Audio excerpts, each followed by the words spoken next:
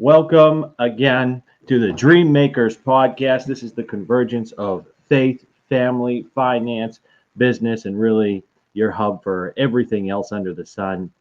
This is a place where you can come to find a little bit of advice, a little bit of hope, a little bit of help, and a little bit of direction for your life. Different ways that we can better our lives and just improve and really chase our dreams. That's what this is all about. I'm very excited. Today, we have a very special guest. We have Shannon Anderson with us. I've actually been connected with her for I think a couple of years now on LinkedIn and been really blessed by the content that she's put out. And I'm really looking forward to the conversation. If you would just introduce yourself, tell them a bit about you, your background, and what's going on in your world, and we'll get into the conversation. Okay, sure. Hi, Brandon. Thanks for having me. So I'm Shannon Anderson, and I am here in Indiana. I grew up in Rensselaer, so Northwest Indiana. I'm now in the Indianapolis area, but I was a teacher for 25 years. I was an elementary teacher. And as I was teaching, I also was learning about how to write books for kids. So you can see I'm surrounded by books here. I started writing books for kids and it just kind of took off and I loved it. And so after doing that for a while and having several books published, I decided to go for it and do it full time. So I write now and speak full time. And I also teach at Franklin College. And other than that, I am a certified brain coach and I enjoy mentoring aspiring writers, helping kids who want to go into teaching, and just going to schools and visiting all over the country.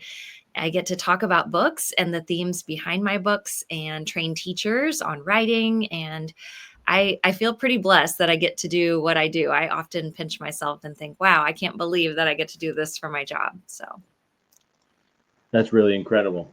And I mean, I'm sure people that are listening and they're like, I mean, how did you go from teacher to speaker to or from teacher to children's book author and what was that process like? And I kind of want to talk about this process of growth and kind of learning what your passion is and what you're good at and that process and kind of navigating that and how people can do that. So I wonder if you could just share a little bit kind of about the background and the way that those things unfolded.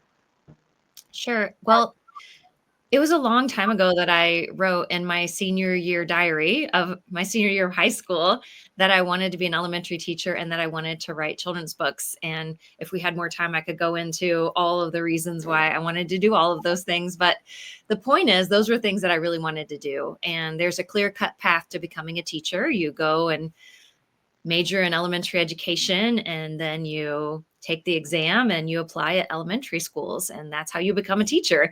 I mean, there's a little bit of hard work in there too, but to become a children's book author, it's a little different because there isn't children's book author major in college, and so it's more you can get like an MFA in writing or something like that, but to specifically write for kids, there are different kinds of organizations and workshops and conferences you can belong to that can help you to learn. And that's kind of what you have to do to get started and do a lot of critiques, do a lot of mentoring, like getting mentored by people and really just getting in there and trying it and submitting your work and learning from what doesn't work and what they don't want so that you can get to what they eventually do want. In terms of figuring out your dream in the first place, I I did a TEDx talk at Michigan State University, and that was kind of the topic of my talk.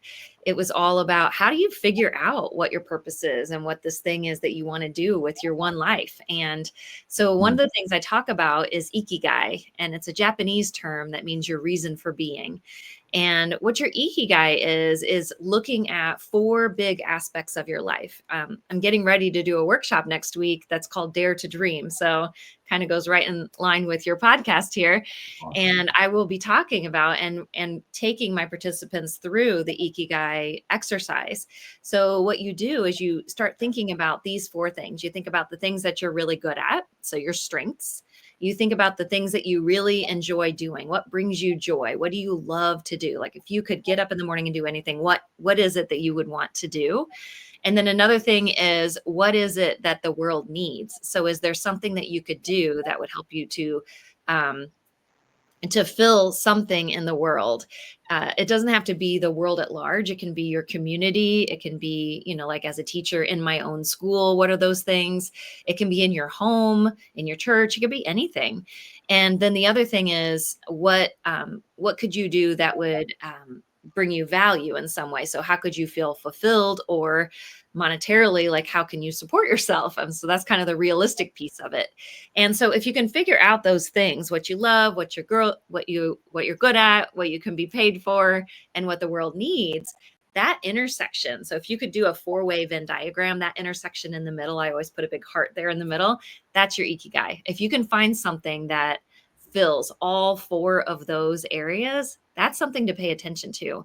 And so that's what I kind of start with when I talk to people about figuring out what it is they want to do with their lives, is think about those 4 things. And if you have something, and most of us have more than one thing that fits in those areas, then that's something that you need to pay attention to. And then from there, it's a matter of, okay, well, if this is the thing that I need to do that will bring me joy and make a difference in the world, then how do I get there? Who do I know that's already doing that? Like, what action steps could I start to take?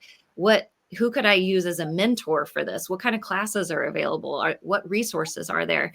And start to think about the action steps you would need to take in order to get a step closer to being able to do that thing, whatever it is. Right, absolutely. And for you, it's always been, that desire has always been, and maybe I missed this when I was listening to you talk before, but has been to write children's books.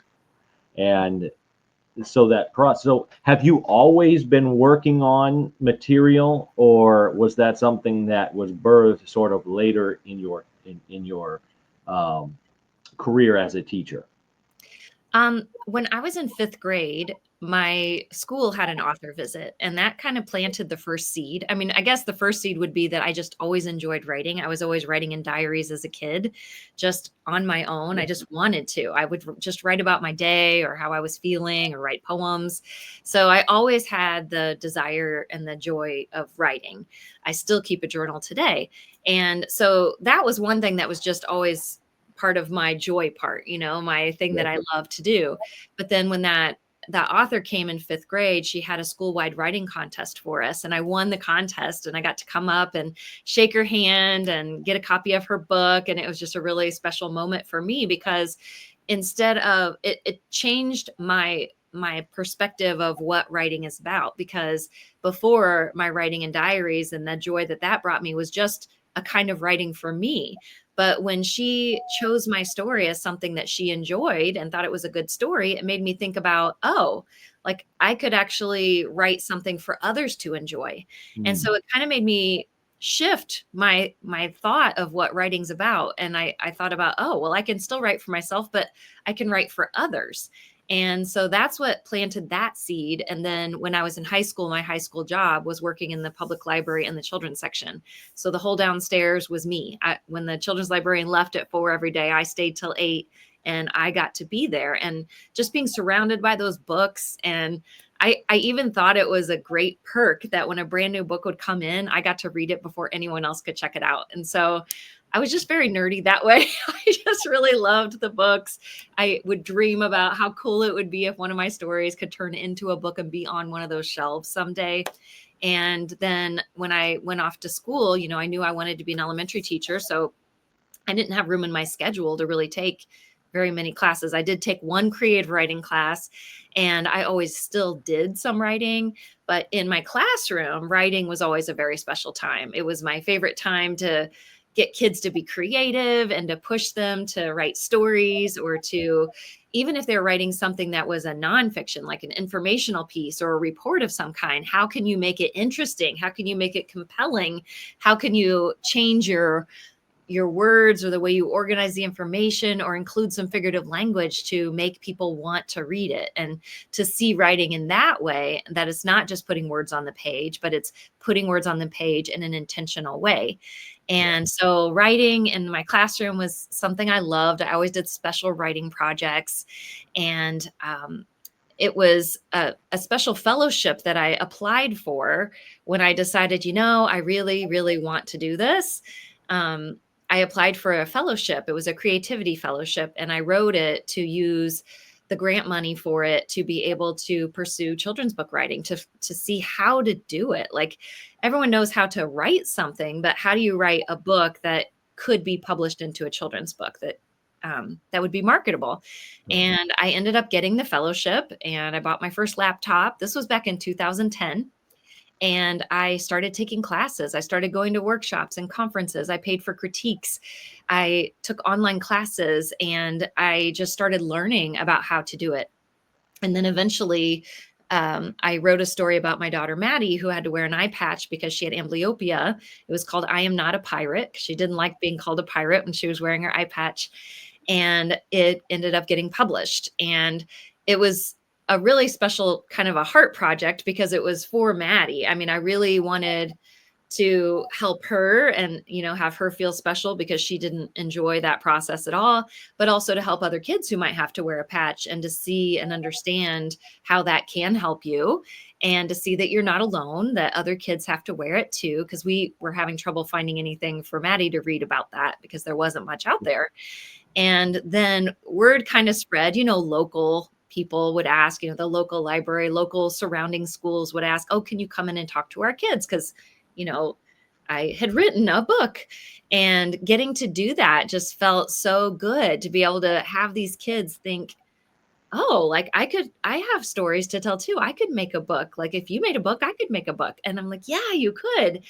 And so that just made me want to do that more. And so I did. I kept writing books, and I finally got to a point where I think I had about 10 books out when I finally decided, okay, this is really hard to keep up with the writing, the marketing, the publicity, all of the things that you have to do as an author, and teaching full time. And by the way, a mom of 2 kids. And so I had to make the decision to decide if I was going to go ahead and go for it and write and speak full time, or stay with teaching, or try to do both. And I really was learning I couldn't do both to the extent that I wanted to, because I don't like doing things halfway. I really like to be able to put my all into something. And so I had taught for 25 years, and I decided that was a really good number.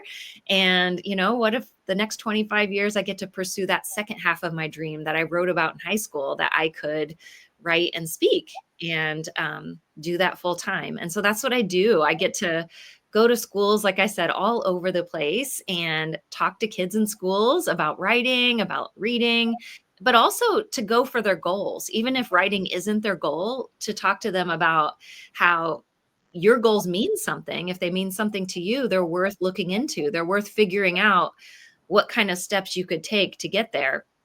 And I also talk to them a lot about having a growth mindset, and remembering that it's all about the amount of reps you put in, the amount of practice that you do, the amount of learning that you do that makes the difference. It's not what you're born with. So some kids might think, and even adults might think, oh, well, I wouldn't be able to do that. Or you get some serious imposter syndrome, or you just feel like you're not capable. But that's having a fixed mindset. So having a growth mindset is all about believing that the way your brain works, it is designed to learn. And so it's about learning. It'll build those neural pathways, and then you're starting to do it until you're doing it to the level that someone else you originally thought was, this expert, and they may be, but you can be there too with enough practice and learning. And that's what I want kids to understand, because that's empowering. I know sometimes they think in class, someone else got this math problem like that, and I'm still figuring it out. I can't get it. And someone else might be able to write a story like that, and it just seems to flow out of them. But maybe it's because they've had more practice. Maybe they were in creative writing clubs, or maybe they have just done a lot of writing and reading. And so that's why it comes more naturally. Well, anything can come more naturally to you as you do it. And so that's what I try to encourage kids and adults alike to do, is to just start doing that thing. Everyone was a beginner once at whatever it is they're good at now, even professional athletes. It's like that iceberg effect where you see the success up here, but you don't see everything underneath the level of the water that went into that success to get there in the first place. Wow. Wow. I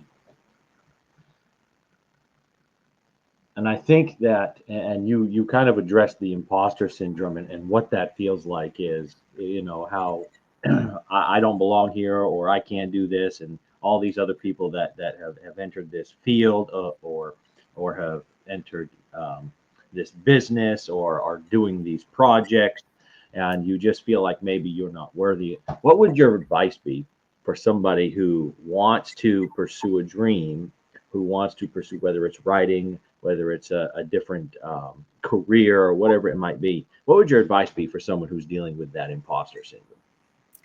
Well, when I talk to high school and college students about this, because I feel like that's like a pivotal moment in their lives, and they're trying to decide what is I'm going to go for, like what am I going to major in, and try to decide on for my career. And I mean, it doesn't have to be high school and college. It can be anyone and at any age. I mean, I reinvented my career at 50. Yeah. So we can do it at any time, but it's reframing that fear. And what is that fear? The biggest fear we all have is that fear of failure. And Mm. so I have a lot of acronyms I use. And so fail, I always say, stands for first attempt in learning.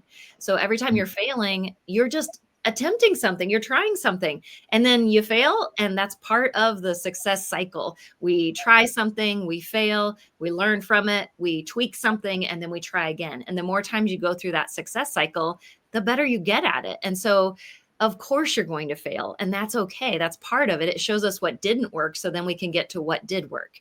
So just to give a brief example, this book, I Love Strawberries, that I wrote. So this book, I wrote the initial manuscript in 2010. And I even won a writing contest with the manuscript itself, unillustrated or anything, just the story itself. And I started submitting it to different publishers over many years. I got so many rejections for that book. And then finally, 10 years later, Feeding Minds Press said, yes, we want to make it into a book. And the reason I point this out is because I've written over 20 books, and they've all done fine. Some of them better than others, but that one has done better than any of my books combined. It won all of these awards. It got a National Book of the Year award. Good Housekeeping named it the top rated picture book. It got the Growing Good Kids award, the Penelope award. I mean, like, so many awards. Ryan Reynolds read it on his TV show, Bedtime Stories with Ryan. It has done really well. It sold more copies than any of my books combined. But that's that iceberg effect that I want people to see, because if you see that and you think, oh, well, you got lucky, you wrote a good story, the publisher must have marketed it really well and all of that. No, I want people to understand that thing was rejected for 10 years. Like, I had to keep trying, keep getting critiques, keep improving it, keep changing it.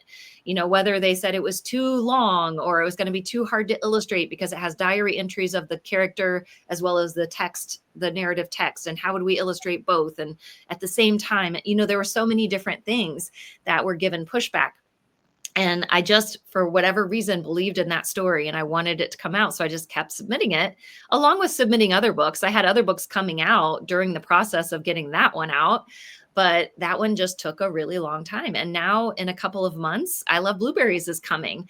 And so because I stuck with it, now that publisher wants another book after it. And I'm very excited for that one to come out. But I guess what I'm saying is I failed a lot. There was a lot of failure, and I had to keep going through that success cycle. And so it's scary to put yourself out there when you're doing something new.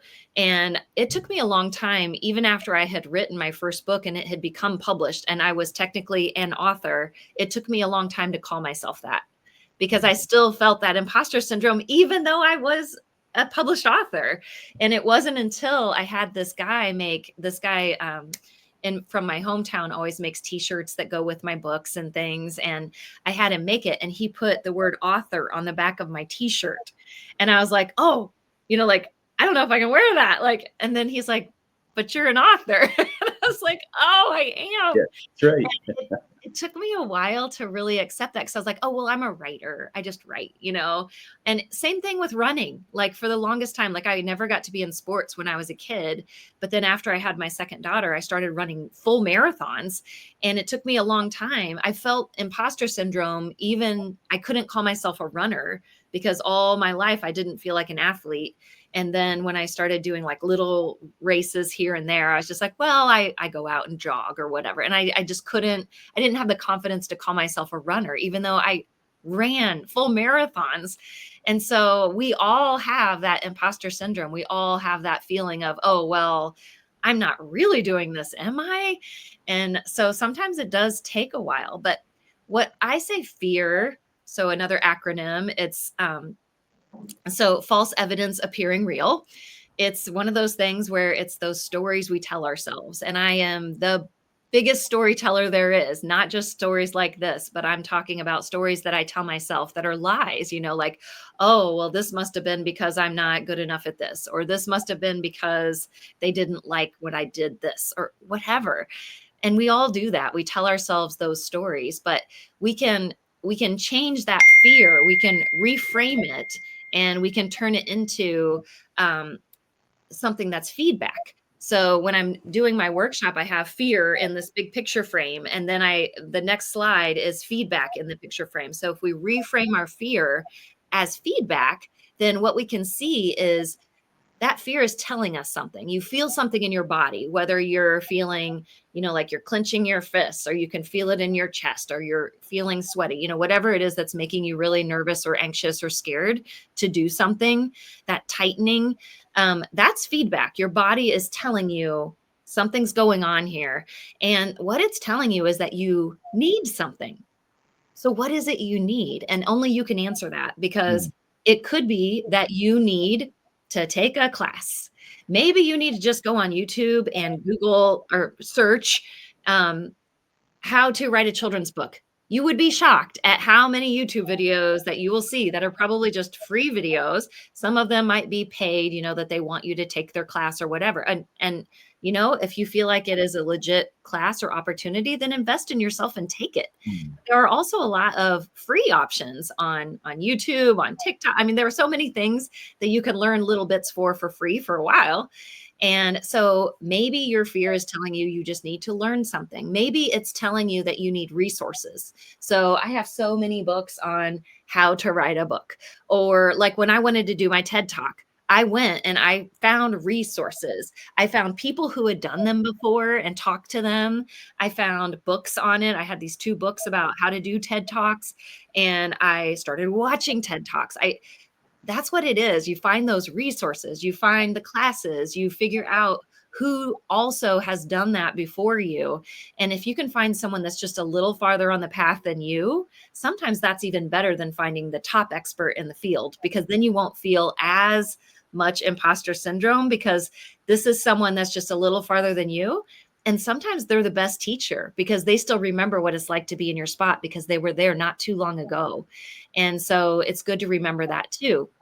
And so reframing our fear into, oh, my body is telling me something. This anxiety is telling me something. This fear is telling me something. And then thinking about what is it it's telling me? And then what can I do about that? And so if you break it down like that, it doesn't seem as scary, and it doesn't seem, I mean, it just kind of starts to seem like, oh, well, of course, I need to learn how to do it. Otherwise, how would I expect myself to be able to do it? And then you have to take that brave step, though, and you do have to try it. And through the trying and putting in the reps, and sometimes you get to try it quietly.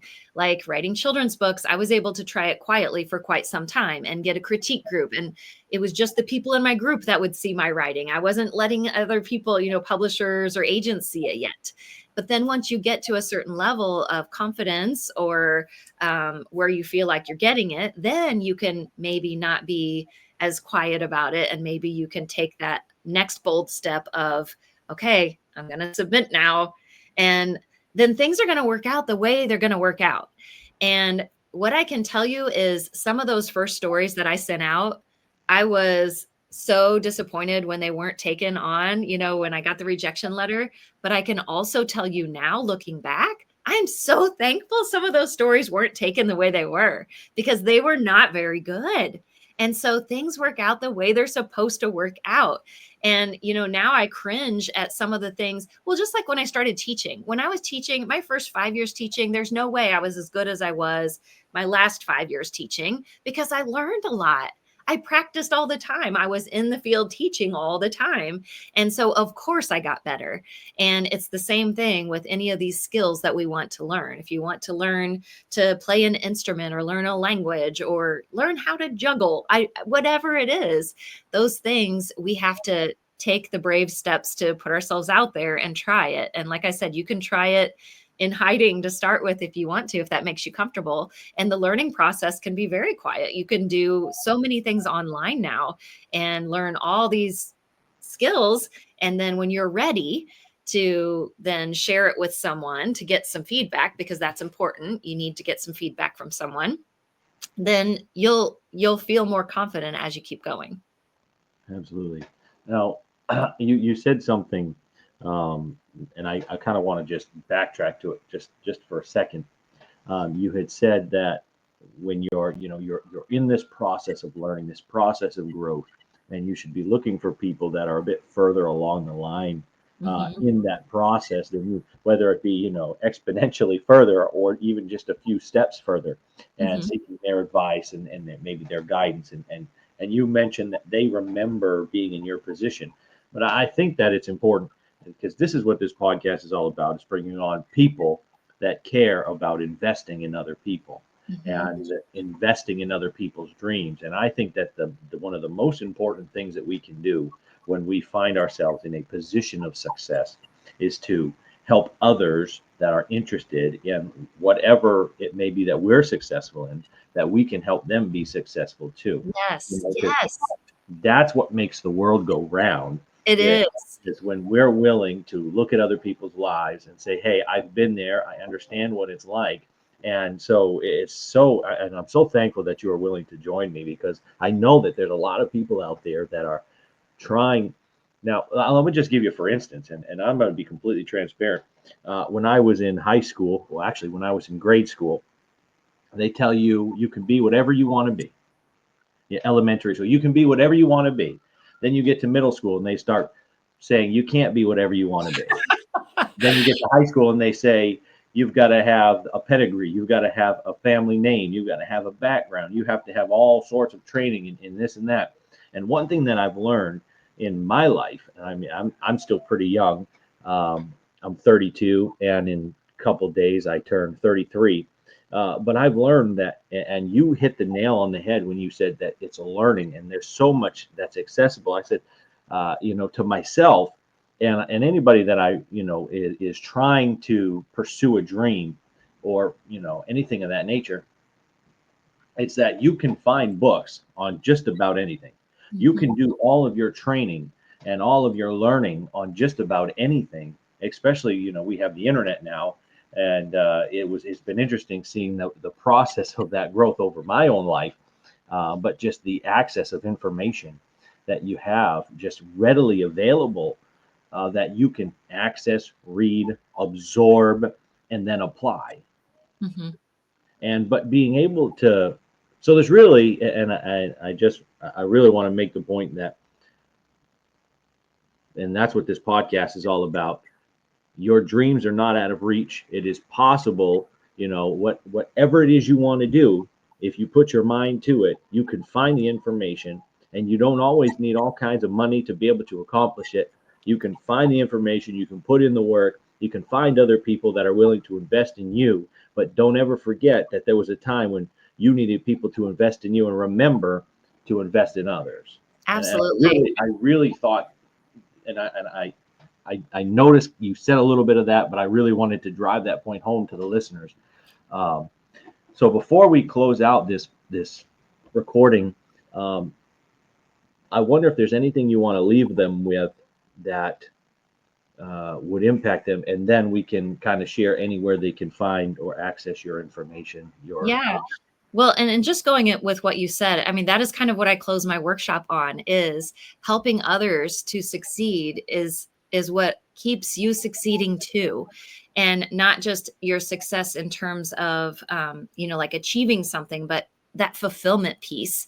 And also, I've always lived by Maya Angelou's quote, when you get, give, and when you learn, teach.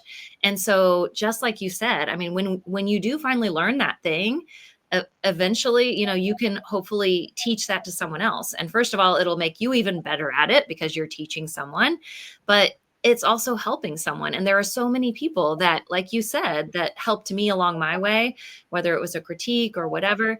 And there are ways that you can help out that help yourself. Like, for example, when I was first getting started in the SCBWI, the Society of Children's Book Writers and Illustrators, I kept volunteering my time. I kept helping the organization. And in doing that, I got to, go to conferences for a discount, or I got to, assist the editors and the agents that were there and things like that, which helped me with networking. So anytime you're able to help someone, whether you're on your way up or you're up there and you can reach down and pull someone else up and help them, that is so important. So I'm glad you said that. I guess what I would just leave everyone with is just, it's so important to be true to your dream. Like, I know it sounds very lofty and woo woo, but seriously, think about that thing that you have always wanted to do, even if it's not for your career, for just a hobby that you've just always thought, oh, it would be amazing if I could learn how to play the piano, or it'd be amazing if I could learn how to do this thing. You should do it. You should learn how to do it. Just, if you start now, then you're that much further along the road than if 5 years down the road, you look back and say, oh, I wish I would have started learning, because by now I'd be really good at it. And so do that, and just keep yourself in alignment with the type of person that would do that. So the kind of person who runs is the kind of person who has tennis shoes. It's the kind of person who either gets up early or after work, puts those tennis shoes on and goes for a run, whether it's short or long. And so thinking about the type of thing that you want to do, be the kind of person that does that kind of thing, and always be seeking out opportunities to learn more about it or find other people that are doing it. Absolutely. And so, just again, by way for people who may want to be able to find your workshops or any information that you put out, or they want to access your books, share with them real quick how to get that. My website is shannonisteaching.com. And if you go on there, there's a contact me tab, so that will email me directly. And there are resources tabs, all kinds of things that you could look on there to see if there's something you want to learn more about. Thank you again for joining us. We appreciate the time. You're welcome.